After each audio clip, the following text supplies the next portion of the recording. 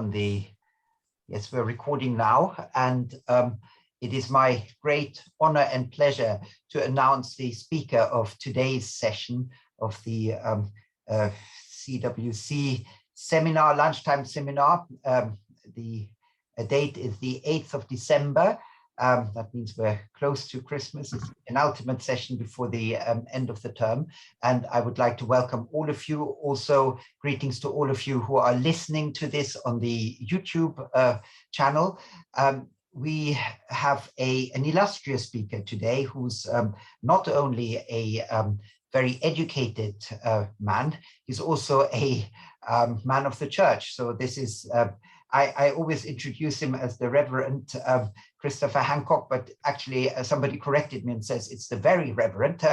I'm bad at titles, but it is just meant to express the fact that he was in a senior position at the, it was in Bradford in the beginning. Yes, that's the, so you were, you have had senior positions within the Anglican Church, and you are still a man of the church. So this is something to keep in mind when discussing the topic of Christianity and Confucianism. So this is not just a study of theology, this is actually practiced faith and also institutional knowledge. Secondly, you are the speaker, Christopher Hancock is also doctor and professor, and the doctor title comes from his engagement with Christianity at a theological level, and at present he's very much putting this to good use in his various roles in first in the Center for Christianity in China, which then gave way to the another center, which is called Oxford House, which is very much an intellectual exchange center, switchboard, if you like, between interests that tie together academic experts for the study of Asia, and here especially the philosophical traditions of Asia, religious traditions of Asia. So at present, Professor Hancock is very much an expert in the cultures of Asia, in particular as far as the religious life is concerned. And he has traveled widely, he still travels widely in the Asian region, slightly sidetracked by the current crisis that we have with the coronavirus. But as soon as that is out of the way, I'm sure he's going to be packing his bags again. So this is a speaker who has both practical experience with the topic that he's presenting, both the Asian tradition and the Christian tradition, and he is very much at home in academic institutions at the University of Twickenham. What is it called? In Twickenham, in any case, he's professor, and this professorial position is certainly well deserved. I know him personally from a major conference that we organized in America, at the University of Maryland, and also of I think we were the last academic party to actually be able to talk inside the House of Congress, and this was afterwards they closed that room for public performances. So it was again a great honor that we were able to have this very interesting international conference about the bicentenary of Robert Morrison's arrival in China in the year 2008.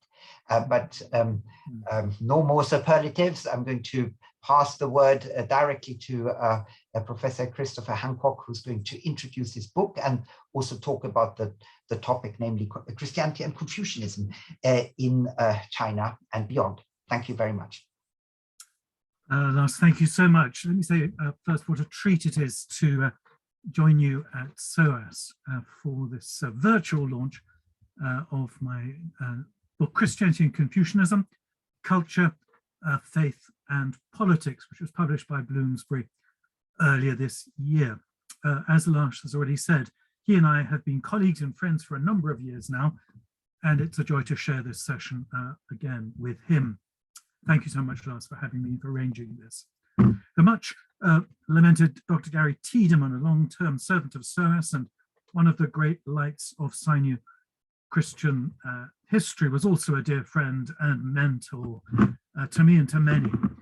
To me, as somewhat a late entrant into China studies, although if I say late entrant, my interest in Christianity in China goes back to my childhood in Islington, to my undergraduate days in Oxford, and to my early doctoral studies in Durham.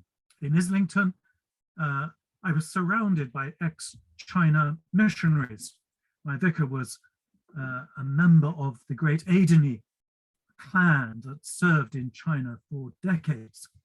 In Oxford, I belonged to a small group of so-called China watchers, gathered to study and pray for the church in China, imagining it would never be accorded the freedoms it had enjoyed prior to 1949.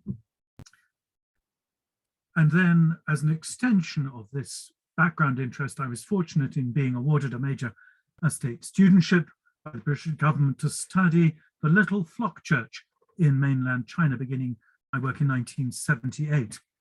At least that's one of the names given to that group, that indigenous expression of Christianity in a Chinese context. In the end, I rerouted my doctorate for thematic reasons, but never lost my fascination with the great nation of China. When I found myself invited to teach Christian theology and cross-cultural studies in the philosophy department at Peking University and in a host of other universities and departments across China in the early 2000s, my early interest had an opportunity to be rekindled. Hence my somewhat circuitous route to the work I now do that Lars has made reference to, operating as I do between the academy and diplomacy to ensure that culture, ethics, and religion are fully integrated in contemporary geopolitical analysis and practice, not just Asia, but globally. Now, I say all that simply because, as I hope to show in this introduction, all of those themes converge in my book, Christianity and Confucianism, Culture, Faith, and Politics. So my thanks to Lars for his invitation, and I feel I should add to Gary Tiedemann for reading some of the manuscript in draft form, and also as ever to Anna Turton and Sarah Blake and the Bloomsbury T&T Clark team for their patience and help in what proved to be the book's unexpectedly long gestation period. When friends have asked me what the book's publication feels like, I've often replied, like giving birth to an elephant.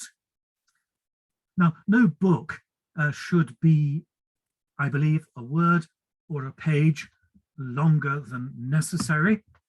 The fact that Christianity and Confucianism runs to just under 700 pages is because it could not, to my mind, have been any shorter.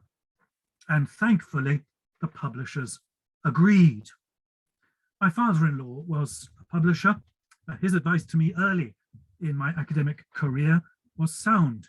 Many people, he said, come to regret books they publish too soon. I, for one, am very glad I didn't attempt to write Christianity and Confucianism before. Books should express a life, not just a mind. Now I'm going to speak, if I may, for just over 20 minutes about the book. And after that, there should be plenty of time for you to come back at me with your comments and questions. Let me begin, if I may, with a section of the preface where I set course for what follows. And this, I hope, should give you a sense of the tone and the direction of the book. It's a long quotation, and so I will tell you when it ends. I write, this is a story more than a study. It tells the story of a long and difficult conversation. At times, the two parties have ignored one another. Rather more often, too often, they cussed, accused, and fought. Both are to blame for the state of their disunion.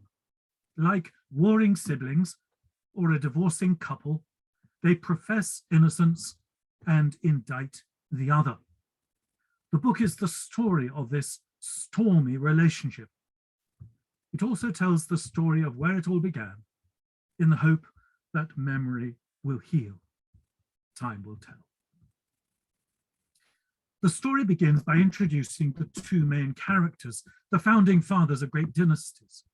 It proceeds to relate 6 instances in history when their successors met, conversed, and clashed. Some of this story is well known. Much is little known, with disastrous effects.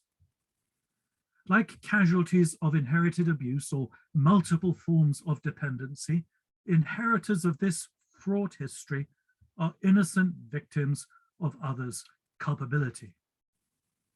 It's only if or when we join up the dots of history, we understand the complexity of this legacy. History, like memory, can also heal.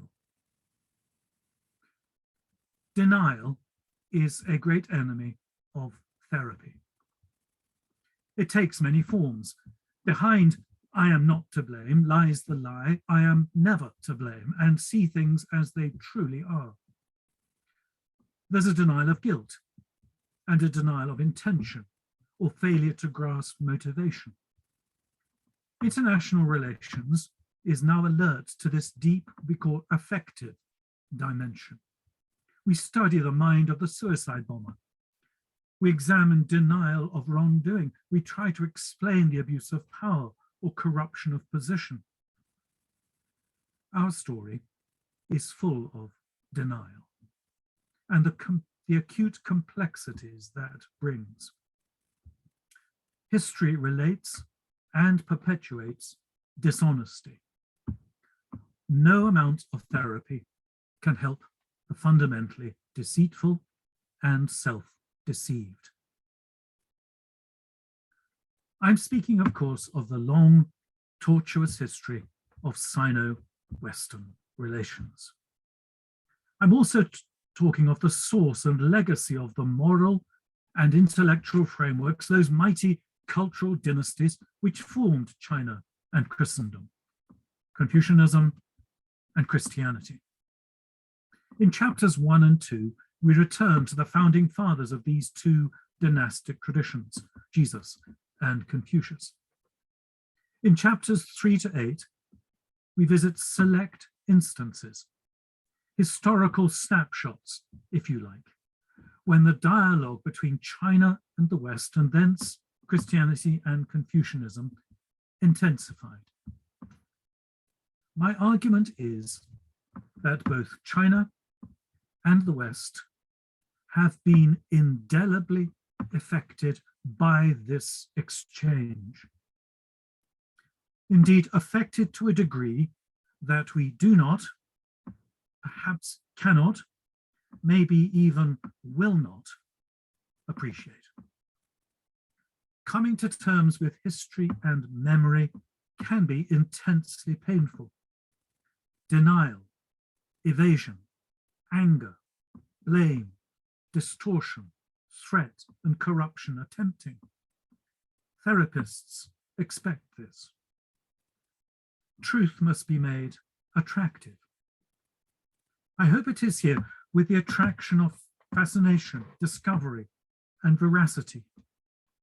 Perhaps even with the offer of truth, in inverted commas, and scent of peace, in inverted commas, rather than well-worn deception or denial of the possibility of change and reconciliation. The thematic chapters in parts 2 and 3 will hold gems of historical wisdom for some, costly choices for others. End the long quote. I then go on to say how little China featured in my history degree in Oxford in the early 1970s. Since then, as you know well, global historians and historians of ideas in the West have been playing catch up on China's impact on Western culture, while Chinese academics have conversely been filling in the blanks on China's engagement with and debt to the West, including, as I'll indicate later, to Christianity and Christian mission. My book is an exposition, then, of the interpenetration and mutual formation of Western Christendom and Confucian China. Now, I did not, I confess, set out to write such a book. I am, after all, not a professional sinologist. The project Bloomsbury, T&T Clark, and I began was a more limited philosophical and theological comparison of biblical Christianity and classical Confucianism, a theme that I published on already, and connecting with my background teaching theology at Cambridge. But when Xi Jinping began to say a few years ago, China does not embrace Western values, I found myself challenged to re-examine and in time refute that claim. So my book seeks to show, in more ways than I for one knew, that China has shaped the West and the West has shaped China. Now, if China today does not embrace Western values, then it's not because China doesn't know those values. Rather, it chooses to forget or deny them. And in the process, and this is crucial, is forgetting or denying its own rich, ancient cultural heritage and identity. Likewise, if or when the West projects otherness onto China, it's doing something China does not deserve and may take objection to.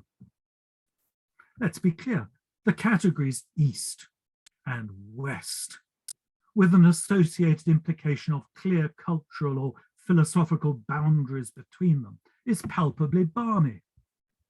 The new sciences of anthropology and culture studies militate against this artificial subdivision of human history and are necessarily and essentially hybrid cultural identity or identities. Trade and travel, military campaigns and missionary journeys, snatches of music and slips of paper, silk, cloth, tea, porcelain, portraiture, poetry and news have over time created the background tapestry of our one beautiful and interconnected world. My book is a humble contribution to recovery and celebration of that essential, and I believe at this present time, especially important truth: one world. When colleagues and friends have asked me about the book, I've often found myself saying, I've tried to write every page so people will say, I didn't know that. Or perhaps a little more humbly, I have no idea how I ever presumed to give a lecture before. I have learned so much. Or with a twinkle in my eye, I hope I'm having such fun, making connections I never knew existed, joining up history and historical events, culture and cultural variations, Christian ideas and Chinese political ideologies has been, for me at least, a deeply enriching and satisfying experience. Now, it isn't a journey I could have made alone. My Chinese readers and colleagues have been central to the venture and will, I hope in time, write an Oriental counterpart to my Occidental offering. I was delighted to hear a few months ago that one of my senior friends within the Academy in Beijing has now not only received the book, but is also busy reading it and promoting it. I hope you, may I suggest, take time to make the journey that I made. Like an early travelogue to Africa, Asia, or the Americas, the book tells the story of a journey of discovery. Like those early explorers, I went where I hadn't been before, and hope in time you too will follow in my footsteps. Now, if I may, for the rest of this brief introduction, I want to share 4 learnings from the book. Now, these are personal and may not be what you would take away, but I hope they provide a sense of what the book is saying, and perhaps should say more loudly than it does to our beautiful but battered planet. 4 things. First, and I've touched on this already. First learning, the multifaceted mechanism of cultural exchange. Over the last 20 years or so, I've attended, like Lars, numerous academic conferences in China. When I began teaching comparative philosophy and theology at Peking University in the early 2000s, I had no idea there were probably 40 other Chinese universities that had some kind of Christian studies program embedded in a host of different departments, all overfull with bright students and committed academics.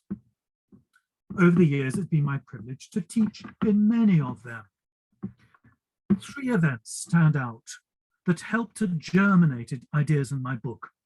The first was a conference on historical geography at Fudan University, Shanghai, where most attendees were from mainland China or Japan.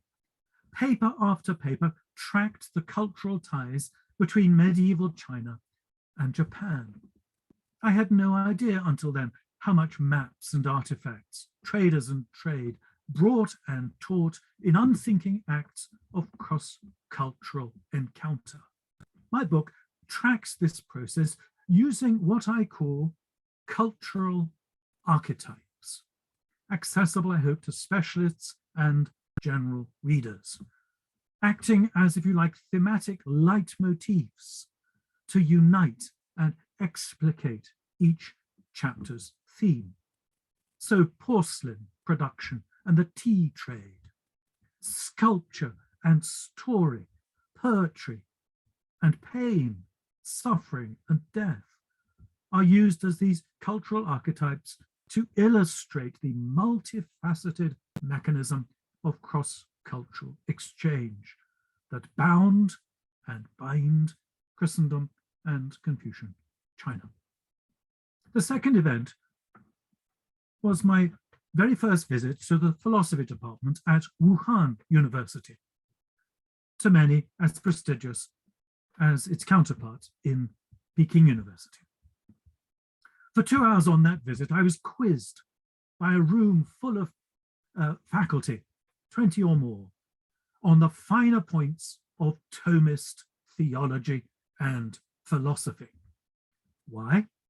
They had just completed a multi-volume translation of the works of Thomas Aquinas, finding in his thought resonances with Confucian and Taoist ideas, as had, of course, those early 17th century Jesuit scholar missionaries and Chinese Illuminati in Ming Dynasty Emperor Wandi's Forbidden City.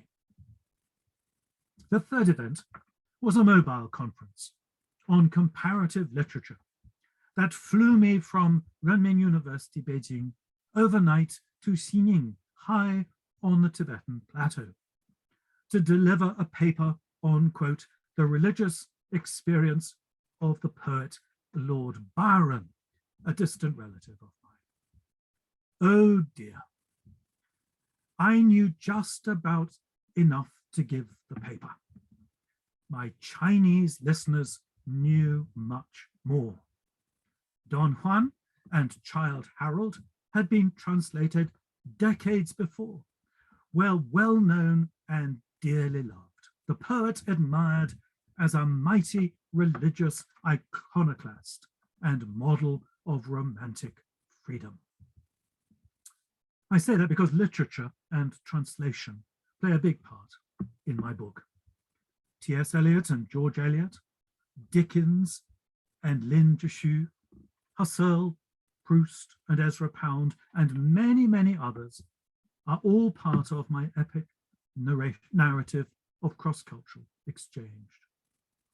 What I had glimpsed in those three academic events became the vast terrain I explore in my book. That's the first takeaway. Second takeaway from the book, the compatibility of Confucian and Christian ethical teaching.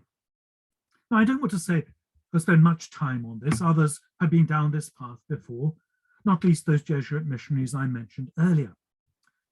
At the end of each chapter in the book, I look in detail at the text of the New Testament Gospels and the Confucian Analects to see what they say about the chapter's theme, be it chapter 3, God or heaven, Tian, humanity or truth, memory or right, suffering or death. Early in the book, I say some readers may find the end of each chapter a useful place to begin. So it is, for example, I end chapter 5, entitled Character, Purpose, and Morality, looking at the enculturated practical moral philosophy, which is classical Confucianism, and at Jesus's ethical vision and instruction in the New Testament Gospels.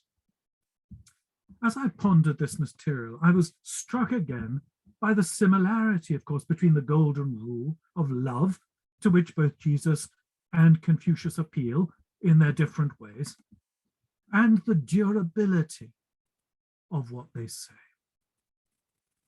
In the introduction, I quote Karl Jasper's account of these two figures as paradigmatic figures, who, when we go through what I call the careful process of picture restoration, inspire and provoke in equal measure.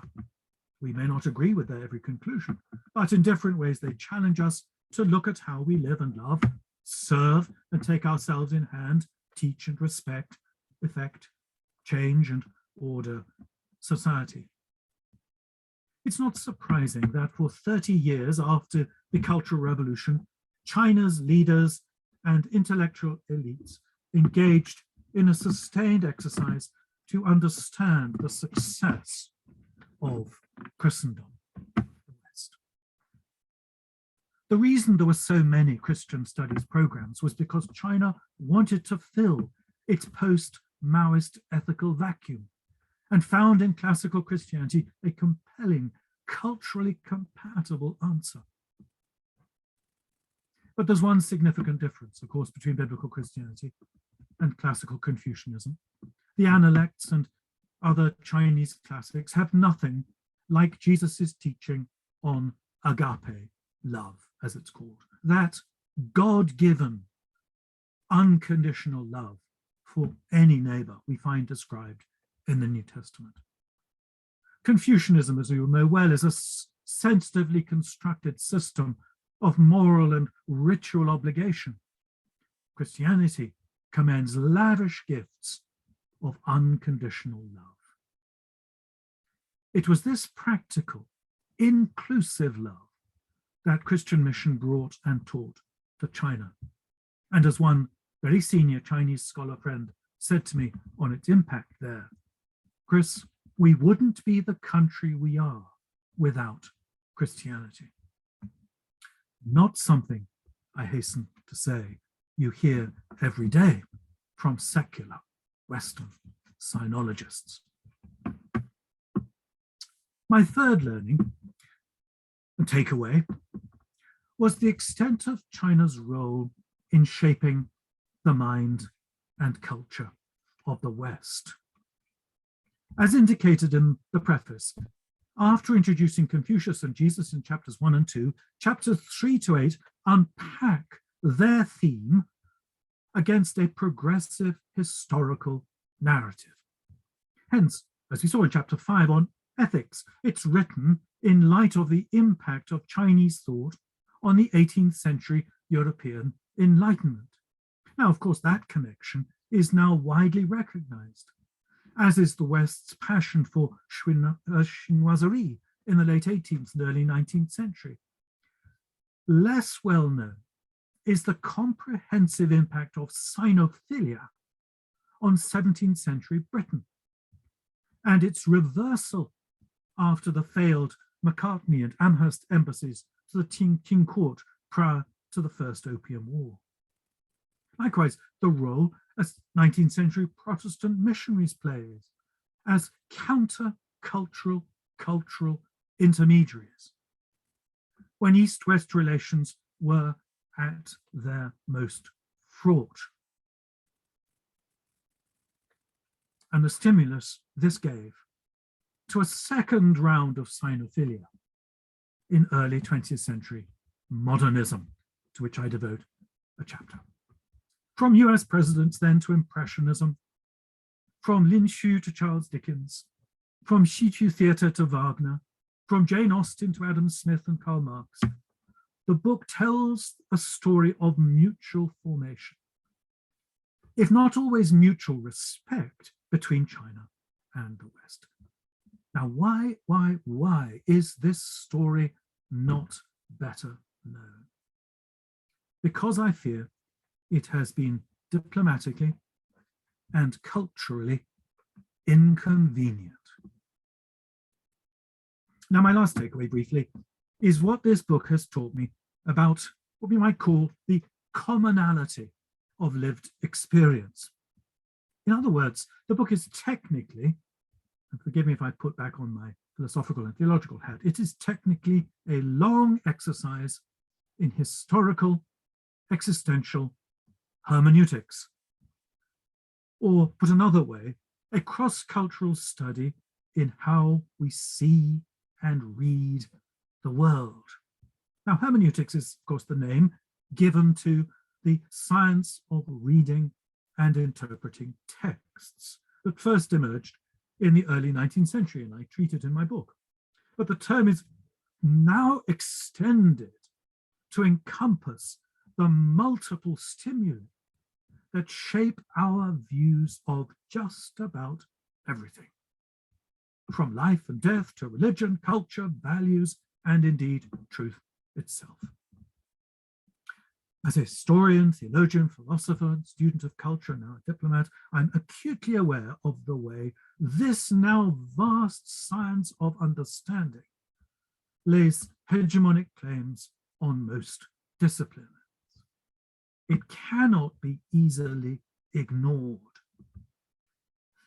My book tells the story of the growth of the discipline through to chapter 8 on sickness, death, and the afterlife. That's the title, which I present in my progressive historical survey against the background of mid-20th century existential philosophy and modern, or now postmodern, hermeneutics. Now, this is more than a professional obligation or private passion.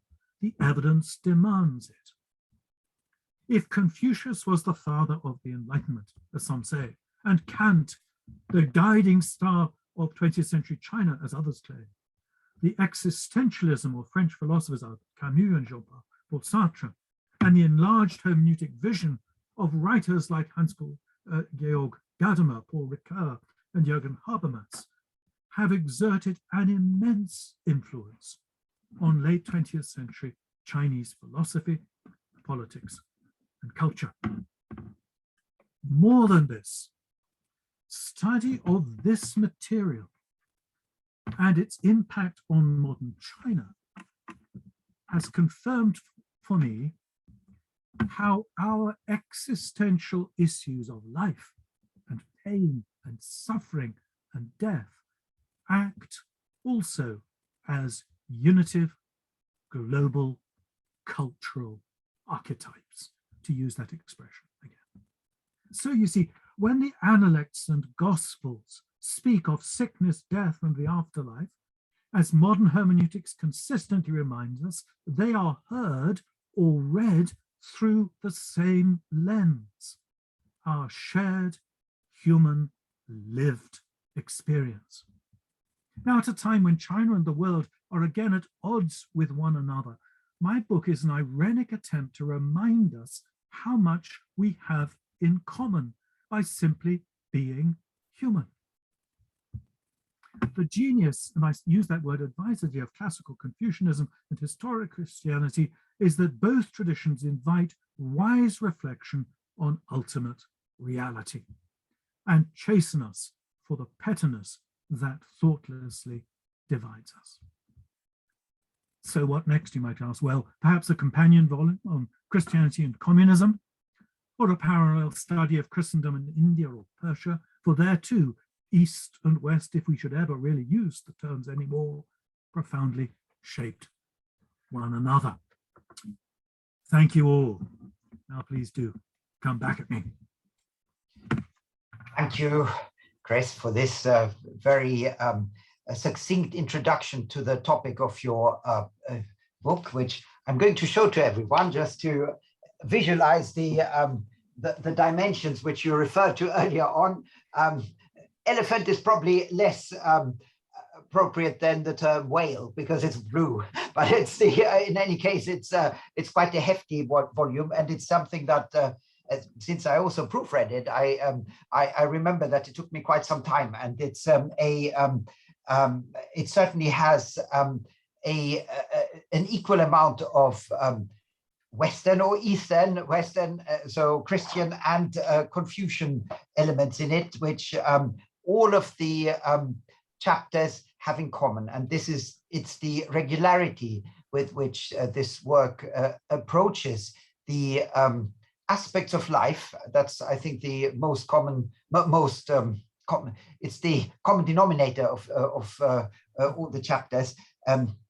Life as experienced life. So how does a religion or a philosophical tradition deal with the crises in life, with the existential aspects of our existence? I think that comes out beautifully in all of the chapters and in the work as a whole. I have three, if I may, just three passages which I think exemplify what you said in your little speech. And the first one takes us to the chapter which is entitled Heaven, Earth and Harmony. And I just want to show everyone how you deal with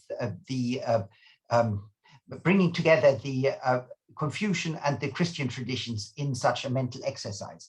So it's on page 125 if you want to follow it at some point.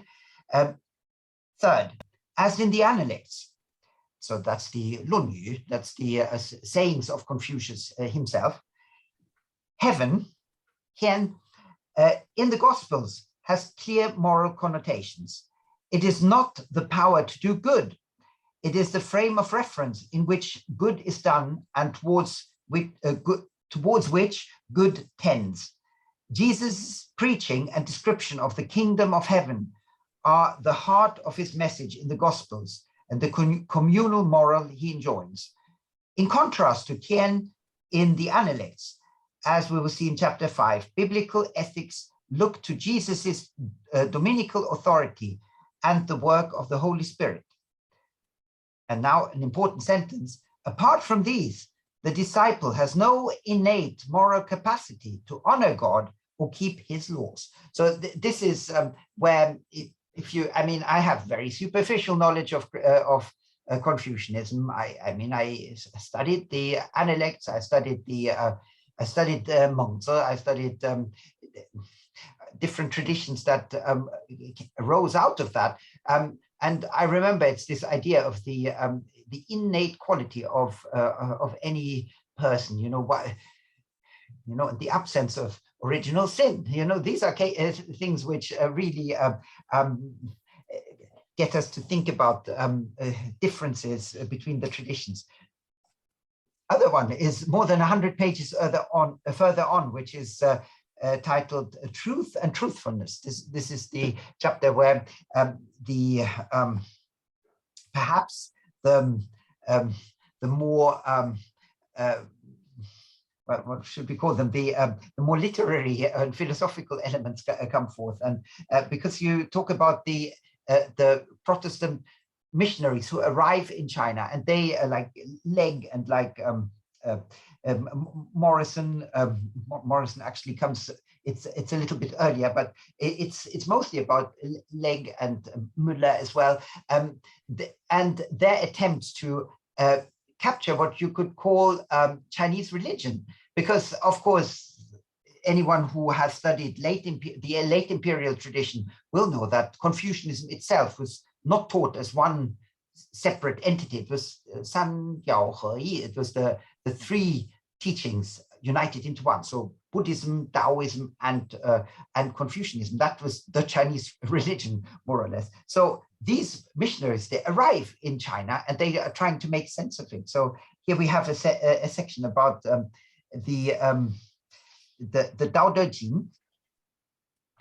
It's long. I am just going to put a short. So here it's so Legge writes in the Chinese Classics, a book which he publishes in the year 1861.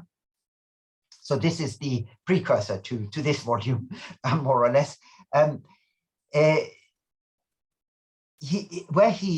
Okay, so page 269, these are, he contends, an exemplary model, even for comparative studies in our time. That's Yang, that's another scholar who cites Legge. And then he goes back and cites from Legge, so this is the citation.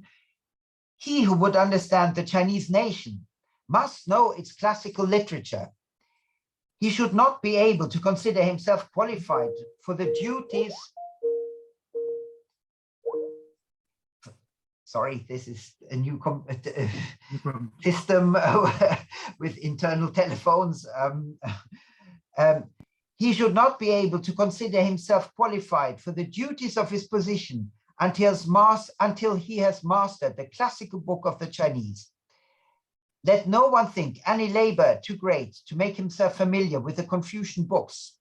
The more they avoid driving their carriages rudely over the master's grave, the more likely are they soon to see Jesus enthroned in his room in the hearts of the people.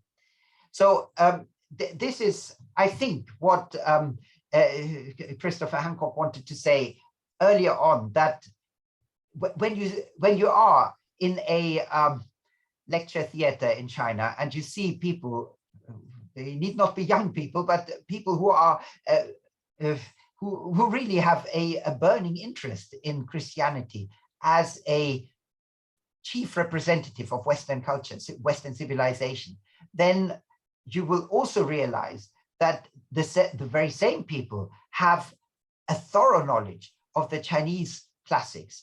And this is something that even after 40 years of Mao Zedong thought and of other ideologies has not gone away. On the contrary, actually, I think this has become more intense, and the way of expressing this desire to learn about both Western and Chinese philosophical traditions has often been referred to as the spiritual vacuum that China is experiencing. I think it's not just that. But there is a sense of lacking guidance, which is not provided by the state. So people who have a spiritual vacuum, they certainly will look out for sources where how they can find it. But in China as such, there is an appetite for anything that gives people a direction, and this direction is a self-studied direction. So it's something which we find perhaps in the spirit of school children once they leave school, and all of a sudden you have this you have the entire universe where you're more or less enabled to select your own interests, things that correspond with your own interests most closely, and perhaps make sense of things that baffle you. So this is the second source which directly relates to you. And the third one is very short. It's a picture. I want to show this to you. This is Lin Shu, an intellectual who lived in the late, who was born in the late 19th century, died just on the cusp of the anti-missionary demonstrations in the year 1925. So he's familiar with the May 4th generation. So this takes the book chronologically to the end, although of course it continues thematically much longer, but it begins with the, Christopher Hancock's book begins with the encounter of essentially the Jesuits, who try to understand Confucianism against the backdrop of the terminology which is used. And then, of course, they have to translate the Christian scriptures into Chinese. That is the first challenge. The second challenge is when the let's call them the second wave of missionaries come in the early mid 19th century, when they are gaining a much greater understanding, because so much more literature is available and so much more historical context has also been made. And then the third one is the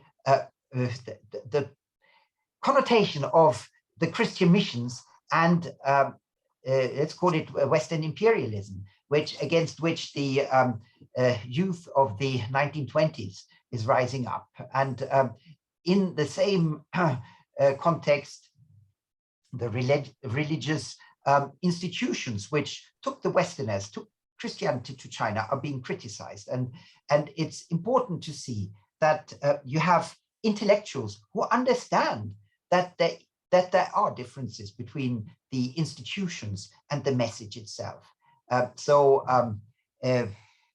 It was Chen Duxiu, the founder of the Communist Party, who you would expect to be extremely critical.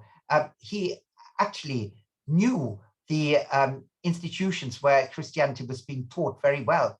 And his condemnation was not against Christianity, it was against those Chinese who followed the Western missionaries because they could gain a material benefit out of it. So, in his words, it was 是基督教的人很多，东基督教的人很少. So it's those Chinese who eat Christianity, so who get a a helping of material benefit every time they go into the into Christian colleges. Of those, there are too many. Those we don't want, but actually they don't really understand what Christianity is about. And this is where you can write your next book on the parallels between communism and Christianity. Anyway, that's all I wanted to say for the time being. So the book is here. So it's something that you can look at once you order it. Don't look at it online. I think it's best to hold it in your hands. That's what I would recommend. So thank you very much for everybody's attention. Questions, please. Yep.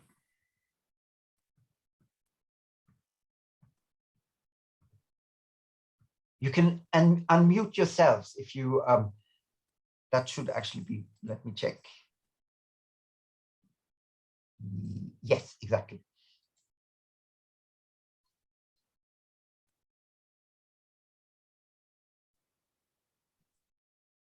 Richard, you usually have things to remark upon.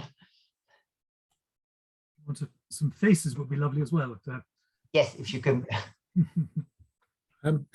Well, the thing that struck me with I was interested was the Chinese academics, or certain Chinese academics, made comparisons with the works of Thomas Aquinas and Confucian thought.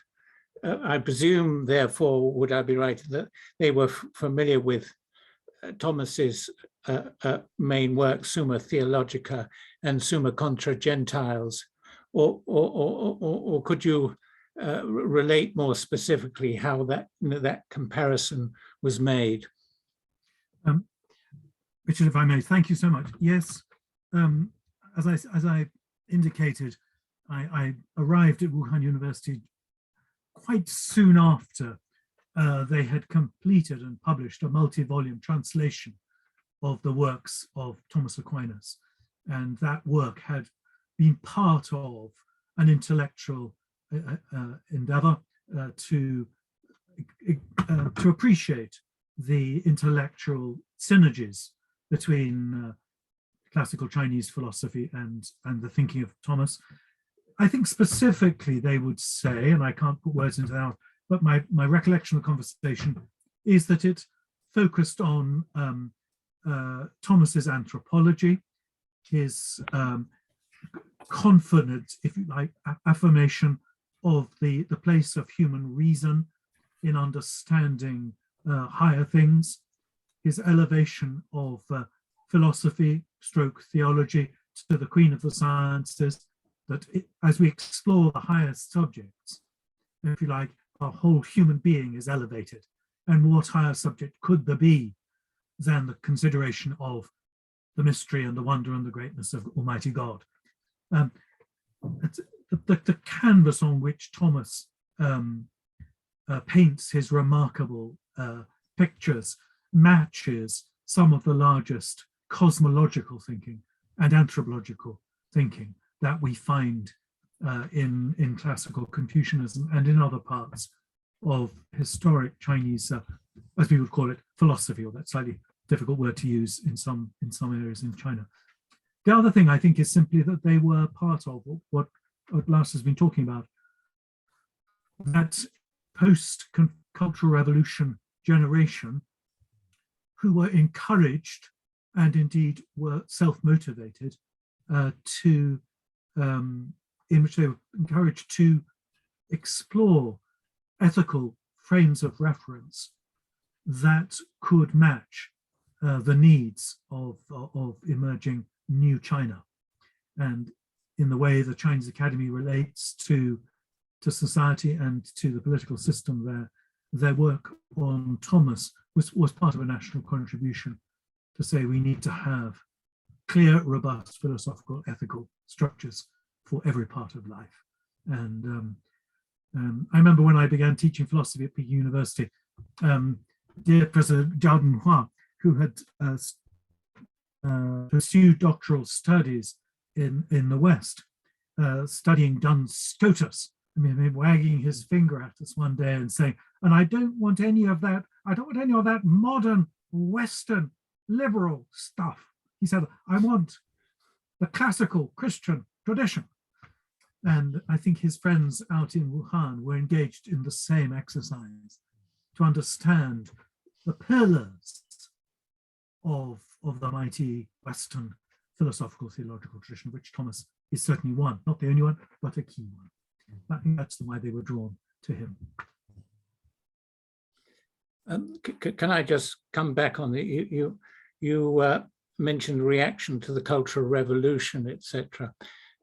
Well, I'm nearly 77, but I used to read The Economist every week at the time of the Cultural Revolution was going on.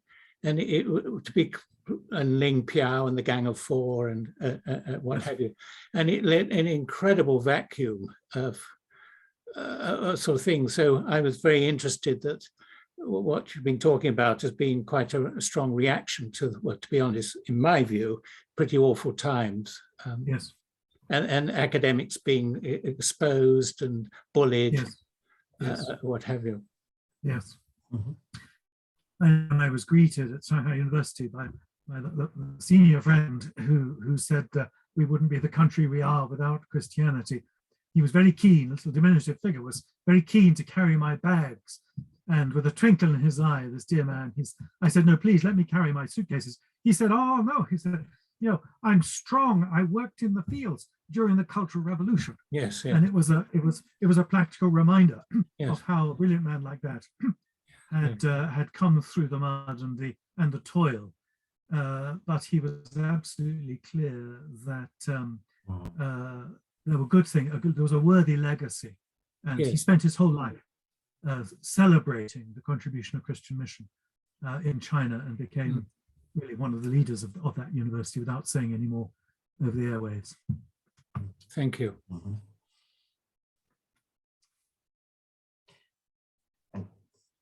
Other questions, please, Fred, or comments, or inquiries, complaints? Christine, Bernard, if maybe it's also the connections are sometimes a bit wobbly. Yeah. It's no, sorry, I'm really out of my depth on China. Thank you, Lars. it's it takes a long time, I must say, to familiarize oneself with the concepts that are behind Confucianism, and you know,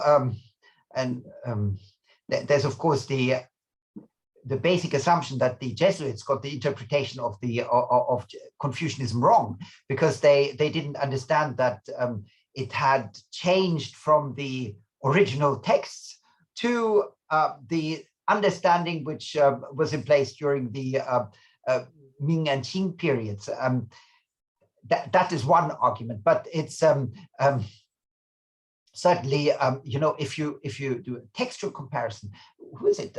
It was Kung. Kung did it with in one of his earlier pieces. He had a systematic comparison between the theologies and the Hans Kung and his counterparts on the Chinese side.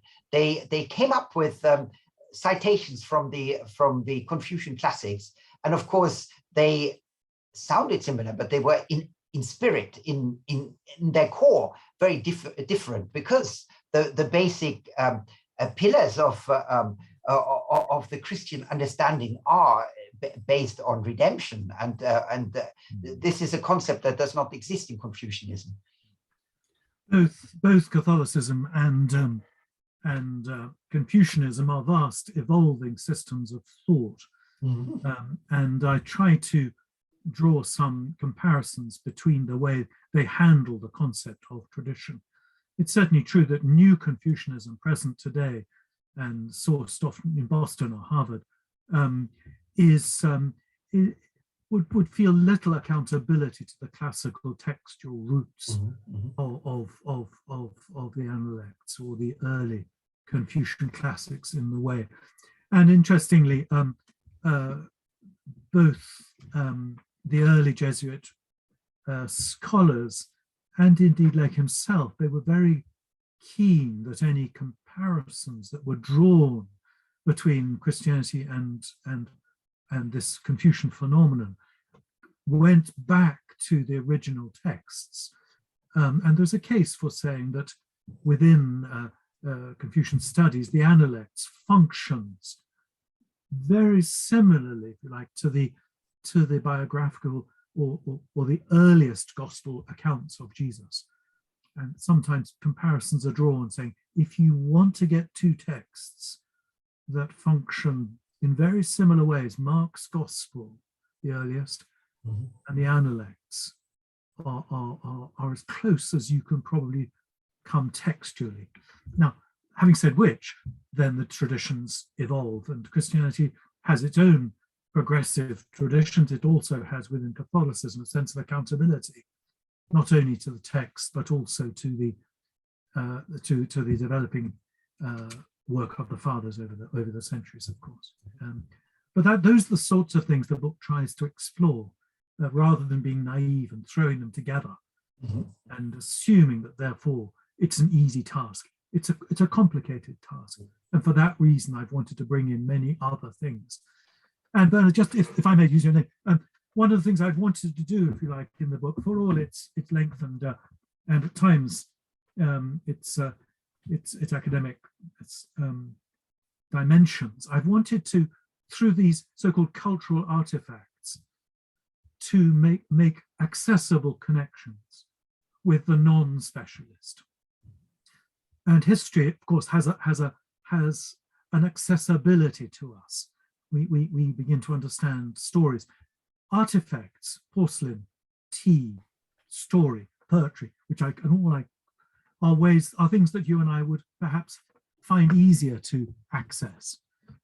The poems of T.S. Eliot are an extraordinary part. But interesting, see, Eliot's Wasteland was translated just as the Sino-Japanese War was breaking out. And you find scholars in China saying, this is the text for China today. And you say, good heavens, I didn't know that at all.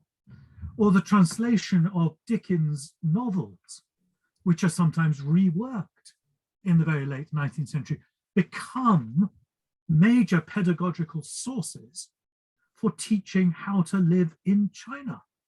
He said Dickens, used in this way, with certain characters slightly tweaked so they fit with Chinese culture. Now, we may know Dickens, but we won't know the other side of the story. And likewise, I didn't know that the Royal Society in London was founded on the basis of trying to crack the porcelain problem.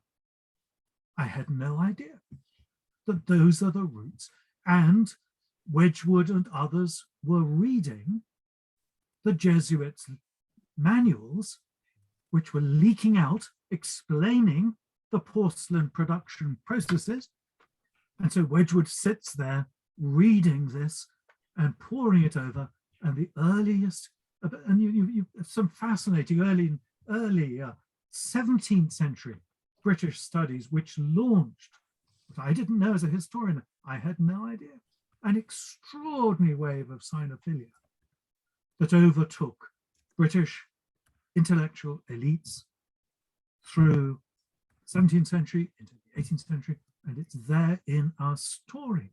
Somehow we have simply parked that. Now, of course, a few scholars dig into this, they write their doctorates on it, but in terms of general understanding, these sorts of things, I would say, are not part of our cultural heritage. And certainly, going back to my history degree in Oxford in the early 70s, there was none of this. And I sometimes wonder, why on earth not? And the reason is sinophilia changed to sinophobia through much of the 19th century, the Opium Wars, and it was only found among some of those progressive minds. Modernist thinkers raided China, the Stravinskys and the physicists and art raided China in the early 20th century. And likewise, of course, the progressive thinkers of Sartre and Camus and others also found inspiration in that intellectual heritage for their more sort of communistic orientation. Part of our deep mutual formation, and that's what the book is basically. I think a celebration of, if we're to inhabit one world, let's recognize the interconnectedness culturally that we, for whatever reason, have chosen or been taught to deny. I hope that just gives you a little flavor of the accessibility of some of these themes. And I walk down the swimming pool of understanding slowly from the shallows in each chapter, I hope. And then people, I hope, will swim further down the swimming pool. I hope not too many sink when we get into the deeper water. Yes, Richard, you wanted to... Yeah, just a thought going through my mind from a lecture the other day from All Souls about to do with Syriac Christianity, the Church of the East, the very early influence on China. We know, for example, there's at least one, if not two steles being found, and also it was suggested in this lecture or talk that Chinese Christians or are taking an interest, or at least more academic ones, in Syriac Christianity and the influence of Syriac Christianity. I remember about 3 or 4 or a few years ago, there was a very interesting program which included a large pagoda, and this actually was a Chinese monastery. So I believe. So in your book, do you relate at all to this potential interest of early Christians? Yes. Tracking the first coming, as it's called, of Christianity to China is a fascinating historical exercise. And we know the story of the Jesuit coming. It's much celebrated. As I say in my book, there is now scholarship on an industrial scale surrounding late 17th, 18th century sort of Jesuit activity. What is interesting, though, and this is the predating of that, the coming of the Franciscans, the Dominicans to China, which is sometimes overshadowed by the dominance of the Jesuit story. And even prior to that, you know, the early coming of the rather mysterious Alopen to Tianyan, the Chinese capital, in the same year, and this was striking to me, in the same year as Bede founded the monastery on Lindisfarne, Alapin arrived in Chang'an. And the connecting of those historical dates I find extraordinary. There is even, and I suppose this is where I like to sort of tease my Chinese friends, and have said this in a number of conferences in China. Of course, Christianity's been in China longer than it's been in Britain. Mm. There is evidence of a Thomas mission that went on from Madras, as it was called, on to further east. And some archaeology has actually suggested we find some unusual evidence, which would even imply, a late 1st century, 2nd century coming of Christianity. So however deep we're willing to, or open to willing to go, we may well find a Christian presence there. Now, let me just put it in the context of what I talked about. Like in my first point, my takeaways was the plural form of intercultural encounters.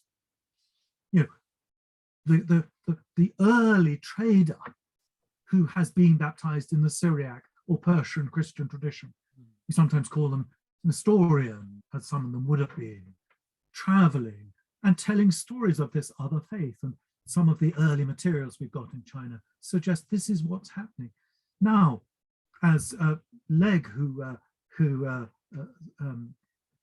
last cited, is sometimes very ready to say, what you find in this early Christian presence is a pretty mangled form of Christian faith and practice. And that needs in some ways to be taken on board. Cross-cultural encounters don't necessarily mean you get a pure form presence of the sending faith. That doesn't mean there aren't authentic elements within it. And the stele to which you referenced, the early stele they discovered, is a fascinating thing. I treat it at some length in the book, looking at the way we see sort of Taoism, some Buddhism, and the Christian themes conflated. And you say that's not surprising, but nor should we say this is heterodox, nor can we say this is classical Christian. But it's significant, very significant. Yes, I have to deal with some of that early material. It's part of the foundation, and to push back beyond the Jesuits is very important for me, because I think we've got to have as much grasp of that primary material as we can. Thank you. Yeah. I'm tempted to say more, but sorry. Yes, I'm tempted to say more, but I would like to give others a chance, because we're already after past 2 o'clock. Any other comments? Any questions? Maybe just to one comment. The term Confucianism in Chinese does not actually exist. That is something that you begin to learn once you actually deal with Confucianism, and the term that is used for those who follow the teachings of Confucianism is simply the wise people, those who have accumulated wisdom through education, and this is so. When you get into the discussion whether you should treat Confucianism as a religion or as a philosophy, so then the simple answer is, simplistic answer is to deal with anything that can be taught in books as wisdom, and anything that approaches social morality as a religion. So that already shows that it's very difficult to make a direct comparison with Christianity. Yes. Yet it is there. They have, it's in the terminology, it's in the human. In the virtues that each human is being taught, from from their first steps onwards, more or less. So it's so it is something that is thoroughly cultural. And the subtitle of the book is Culture, Faith and Politics. And I really have to underline that if Christopher Hancock's book is actually about all three. It's really a very successful attempt to merge the cultural foundations upon which China is built, and upon which the exchange of ideas between both the, let's call it East and West, took place. So it's in many ways a very complex book to read, but it's very enjoyable. So you learn about the beginnings of Western encyclopedias, and then gradually you get into the into this knowledge accumulation and knowledge transfer aspect, which then of course becomes very Confucian, because that's what the Chinese do from the beginning. So it's a very interesting encounter between everything that can be taught, everything that can be learned about the two major civilizations in the Eurasian landmass, I would say. So you have, and not counting India, that's the northern part. But it's, in any case, my great pleasure to introduce both the book and its author to you today. Are there any more questions? Anyone who has a burning comment to launch here? I suppose I should just apologize for the expense. I gather HSBC will offer additional mortgages for the purchase of the book. I gather it's going to come out in a much cheaper paperback form in a few months' time, which will hopefully make it slightly more digestible and accessible. Such are the ways of publishing. But it's good, isn't it, I suppose, and and I found this the privilege of the work, was to discover so many things I had no idea about. And feeling, gosh, how many of us so much of the time operate with a constrained knowledge base, and that's quite frightening in a way. And if it suggests there are many more areas of rich fruit to harvest intellectually, then I hope that will be part of what the book does. But Lars, thank you very much for having me. I feel privileged just to be part of this little conversation with you all, and thank you very much indeed. Thank you very much for participating. It's of course the Center for World Christianity, which is very much what this has been, namely your introduction to Christianity in China and Christianity and China. So it's the it's both and. It's a contrast, and it's a way of the two civilizations actually finding closer to each other by means of studying the scriptures, by means of studying the principles, the basic principles. So at this point, I would like to conclude the session. So any further questions you can send to the author in writing. You can send them to me, and then I will pass them on. Also, anyone who is listening to this on YouTube, this program will be available in perpetuity. So this is a good reminder that it's never too late to get in touch. So even if this is a few years later after this session, you can try to contact us, and I promise that I'll do everything in order to get you in touch with the author. So thank you very much, and goodbye to all of you, and enjoy a beautiful Christmas, which is coming at some point. Yes. Thank you. Thank you very much. Thank you. Bye-bye. Many thanks. Thank you so much. Thank you. Thank you. Thank you. Bye. Bye. Bye. Bye. Bye.